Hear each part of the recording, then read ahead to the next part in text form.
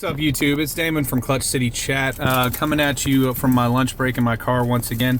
I'm going to try not to squint too much this time. You know, I'm sitting in my car. It is the Texas sun, so bear with me. I did get some notes on that from some people, but I'm gonna cover a topic real quick. Gonna give a shout out to Carrie. That would be Hayden's mother. She gave me a tip on a video topic. I'm gonna talk about my top candidates for coaching candidates to be on the hot seat this season. People that I think have a potential to get fired based on their record if they make the playoffs or not.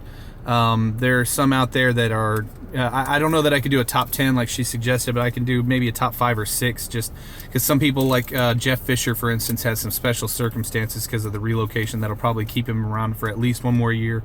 I think who was the other one I was thinking about? Jason Garrett probably has a good shot of maybe holding on to his for one more year because he can say, "Oh, I lost my quarterback." So I mean, some of them have some excuses that they could probably use to kind of hang on to their jobs. But just real quick, I got 5 candidates I think are the strongest to get fired this year, at least to be candidates to be on the hot seat. For my first, I got in Buffalo, I got Rex Ryan. He's just typical Rex Ryan. They start off flashy, looking great, and then they just falter, and get worse and worse and worse. You hire your brother back as a coach to be with you only because nobody else will take him on right now. Rob Ryan goes off to Dallas, buries their defense down at the bottom of the league, goes off to New Orleans, buries their defense off to be the worst in the league. It's just his MO. Like, the guy is not a good coach. I don't like him. So you bring him on, he's your brother, I get it, but I think he's just going to make y'all even worse. He might be a good position coach for somebody, you know, maybe a D-line coach, something like that, but he's not a good defensive coordinator. He got that reputation in Cleveland, but he had some good talent when he was in Cleveland for a little bit. I know it sounds weird to say good talent in Cleveland. But my next candidate, I'd say in San Diego, Mike McCoy. The only reason he might be able to keep his job is if they relocate. I don't think they're going to, though. From what all signs point to Oakland moving to Las Vegas, so I don't think it's going to be San Diego. But I think Mike McCoy, but just because they haven't made the playoffs really since they cut LaDainian Tomlinson. They haven't really done anything. Their team has just been floundering around like a fish out of water, you know, struggling to breathe. It's just... It's sad to watch because they have so much talent. They just can't get anything going on that defensive side of the ball. And outside of Phillip Rivers to Keenan Allen and aging Antonio Gates, they really have no, they don't have a whole lot of people to throw the ball to either.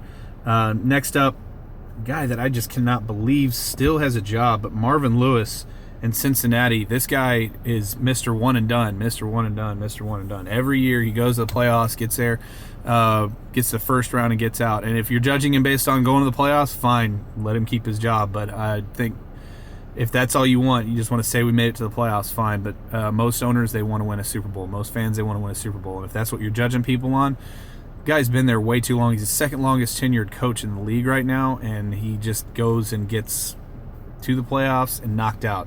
You know, they get embarrassed every year.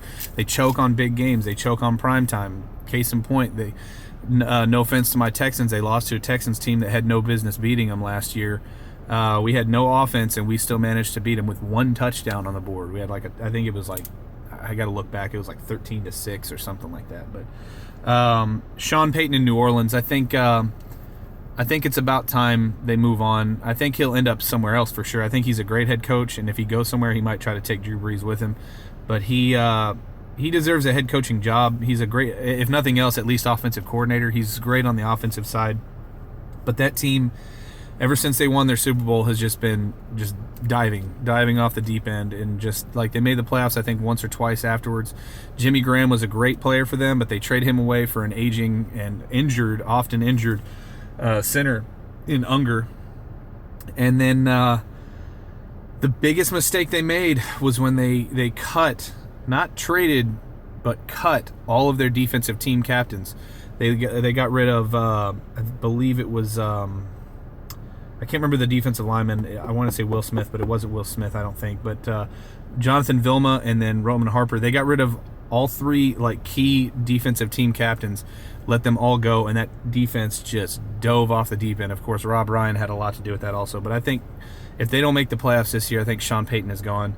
And the other one, I know they signed him to an extension, but if anybody is a weird owner, it's definitely Jim Irsay up in Indianapolis. I don't see Chuck Pagano being there after the season. If he is, maybe one more year. But if Indianapolis doesn't make the playoffs with the talent that they have, with Andrew Luck, the money they invested in, they don't want to waste his years. I see them possibly moving on, trying to go and get somebody else. That offense struggled last year. They couldn't get the running game going with Frank Gore. Granted, Gore's a little bit older, but the passing game, you've got 3 or 4 receivers there that can run a 4.3, 4.4 40, and you're not. I mean, you got Andrew Luck throwing interceptions at a ridiculous rate. And yes, I know everybody's gonna say he's injured, and that's fine. But Chuck Pagano would be my last candidate. I would say not after this year, but after next year, maybe you might see Jeff Fisher out the door. The guy has a 520 winning percentage. I believe it's 169 and 156 overall, or something like that. He's coached for 21 years, and he's made the playoffs 6 times. In those 6 playoff appearances, he's 5-6 with no Super Bowl wins. That's, man, to say that's, I mean, 6 times out of 21 years you've made the playoffs, and he's never on the hot seat, never on the chopping block. Really? I don't understand that. I get it. They just moved, so he's probably safe for at least a year.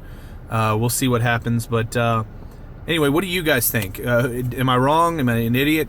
Just tell me whatever you think. Feel free to drop a comment down below. I want to hear some feedback from you guys. What do you think? Who do you think is on the chopping block? Who do you think is safe? I mean, you got your definites like Mike Tomlin and Bill Belichick. They're not going anywhere. So tell me what you guys think. If you have any other people that you think are going to be on the hot seat this year, feel free to leave a comment down below. Follow us at Clutch City Chat on Facebook and Twitter. Like, subscribe, and share, and if you like what you saw. And thanks for watching.